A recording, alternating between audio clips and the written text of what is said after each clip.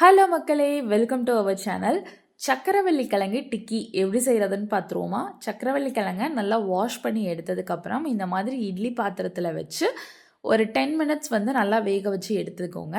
வேக வச்சு எடுத்ததுக்கப்புறம் அதோட தோலை ரிமூவ் பண்ணிவிட்டு நல்லா மசிச்சு எடுத்துக்கோங்க. இப்போ இந்த டிக்கிக்கு தேவையான உப்பு, பொடியான இருக்கிற வெள்ளைப்பூண்டு, கறிவேப்பிலை, பெரிய வெங்காயம், மல்லித்தலை, கொஞ்சமாக மிளகாய்த்தூள், கரம் மசாலா, 2 டேபிள் ஸ்பூன் அளவுக்கு அரிசி மாவு, கொஞ்சமாக ஆயில் இதெல்லாம் சேர்த்து நல்லா அதை மிக்ஸ் பண்ணி எடுத்துக்கோங்க.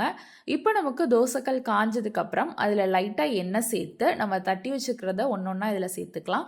நல்லா லோ ஃப்ளேமில் வச்சுக்கோங்க. 2 பக்கமும் நல்லா கலர் சேஞ்ச் ஆகிற அளவு நல்லா சுட்டு எடுத்துக்கோங்க.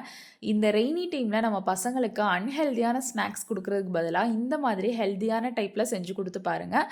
கண்டிப்பாக இந்த வீடியோ உங்களுக்கு பிடிச்சிருக்குன்னு நினைக்கிறேன். பிடிச்சிருந்தா லைக் பண்ணி, ஷேர் பண்ணி, சப்ஸ்கிரைப் பண்ணிக்கோங்க.